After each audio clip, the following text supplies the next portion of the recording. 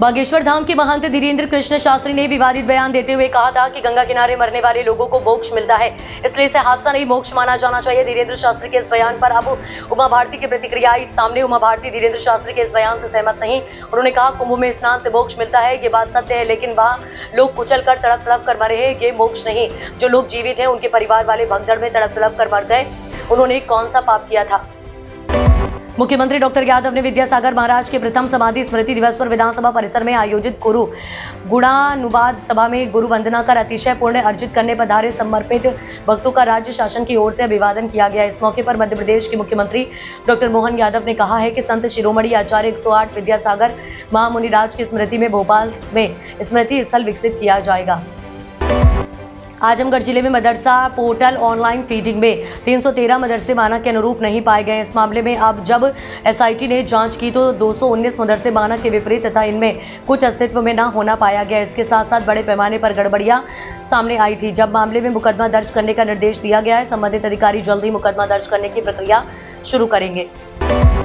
प्रयागराज महाकुंभ में इन दिनों देश और दुनिया में चर्चा का विषय बना हुआ है। अब तक करोड़ों लोगों ने यहां संगम में आस्था की डुबकी लगाई। कुंभ में हमेशा नागा साधुओं को लेकर लोगों में खासी उत्सुकता देखने को मिलती है। शरीर पर भस्म लपेटे, हाथ में तलवार और जटाधारी नागा साधु महाकुंभ का प्रतीक होते हैं। अक्सर ये माना जाता है कि इन साधुओं में कुछ विशेष जातियों का वर्चस्व है, लेकिन इस बार एक बड़ा बदलाव देखने को मिल रहा है।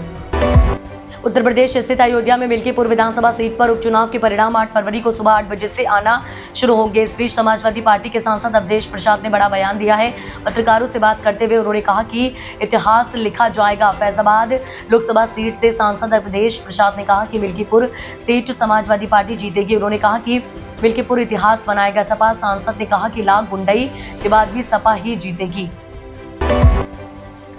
विधानसभा चुनाव में मिली करारी हार के बाद उद्धव ठाकरे गुट में भारी बेचैनी। कई लोग अपने राजनीतिक भविष्य को लेकर चिंतित। इस बीच खबर आ रही है कि उद्धव ठाकरे के 6 सांसद एकनाथ शिंदे गुट के संपर्क में हैं। वह जल्द ही शिवसेना का दामन थाम सकते हैं। इसके लिए कथित तौर पर शिंदे गुट की तरफ से ऑपरेशन टाइगर चलाया जा रहा है। पिछले कुछ दिनों से शिवसेना शिंदे गुट के ऑपरेशन टाइगर की खूब चर्चा हो रही है। कहा यह भी जा रहा है कि ठाकरे गुट और कांग्रेस के कई नेता ऑपरेशन टाइगर के तहत शिवसेना शिंदे गुट में शामिल होंगे। इस बीच ये बात सामने आई। उत्तर प्रदेश के योगी आदित्यनाथ कैबिनेट ने वित्त वर्ष 2025-26 के लिए नई आबकारी नीति को मंजूरी दे दी है। नीति में कई अहम बदलावों का प्रस्ताव दिया गया है, जिसमें संयुक्त शराब की दुकानें शामिल हैं। इसमें बियर और विदेशी शराब की दुकानों को एक यूनिट में मर्ज कर दिया गया है। इसके अलावा राज्य में वाइन यार्ड और माइक्रो ब्रूवरी की शुरुआत के जरिए पर्यटन को बढ़ावा मिलेगा। इस नई नीति का दिल्ली एनसीआर के लोगों को मिलेगा फायदा। सिंह ने कहा कि हम वाइन बेचने वालों के लिए भी एक प्रावधान ला रहे हैं, जहां वे प्रत्येक जिले में बहुत मामूली लाइसेंस शुल्क पर अपने उत्पाद बेचने के लिए एक दुकान खोल सकते हैं। इससे किसानों को भी अपने फल बेचने में मदद मिलेगी, जिनका उपयोग वाइन में किया गया है।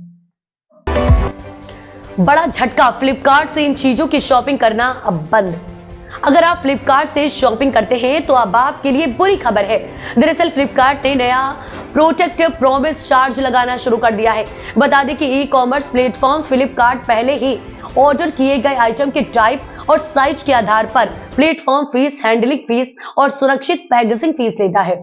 अब फ्लिपकार्ट इन प्रोजेक्ट्स पर प्रोडक्ट प्रॉमिस फीस भी लेगा। ये फीस 49 रुपए से लेकर 9 रुपए तक रखी गई है। फ्लिपकार्ट प्रोडक्ट प्रॉमिस चार्ज का क्या? फ्लिपकार्ट के अनुसार प्रोडक्ट प्रॉमिस चार्ज डिवाइस की सुरक्षा, इसके जरिए ग्राहकों को पहले में से मौजूद ओपन बॉक्स डिलीवरी भी मिलेगी, जहां डिलीवरी एजेंट आपके लिए डिलीवरी के समय पैकेट को खोलेगा ताकि नुकसान या किसी गुम हुए सामान की जांच की जा सके। बात करेंगे अब एग्जिट पोल्स की। दिल्ली चुनाव के नतीजे शनिवार को सामने आ जाएंगे। उससे पहले ज्यादातर एग्जिट पोल के अनुमानों में भाजपा सरकार बनती दिख रही है। गुरुवार को 3 और एग्जिट पोल जारी हुए। इनमें भी भाजपा को प्रचंड जीत के संकेत मिलते दिख रहे हैं। वहीं आम आदमी पार्टी आप पिछड़ती दिख रही है। इस बीच एक्सेस माई इंडिया के चेयरमैन प्रदीप गुप्ता ने भविष्यवाणी की, नई दिल्ली विधानसभा सीट में भाजपा सबसे लोकप्रिय पार्टी है। जहां आपके राष्ट्रीय संयोजक अरविंद केजरीवाल का मुकाबला भाजपा के प्रवेश वर्मा और कांग्रेस के संदीप दीक्षित से है। पंजाब सरकार ने किसानों को दिया तोहफा। आपको बता दें कि पंजाब सरकार ने किसानों को बड़ा तोहफा दिया है। जिन किसानों की जमीन पर 66 केवी बिजली की लाइन बिछाई जाएगी, उन किसानों को मिलने वाले मुआवजे में बढ़ोतरी की गई है। बिजली मंत्री हरभजन सिंह एटीओ ने कहा कि बिजली लाइनें बिछाने के कारण प्रभावित व्यक्तियों की भूमि की कीमत में आई गिरावट को ध्यान में रखते हुए मुआवजे की दर को 2 गुने से अधिक कर दिया गया है। इससे किसानों को काफी फायदा होगा। नई नीति के तहत टावर बेस क्षेत्र का मुआवजा अब भूमि की कीमत का 200% होगा। टावर आधार क्षेत्र को उस भूमि के रूप में परिभाषित किया गया है।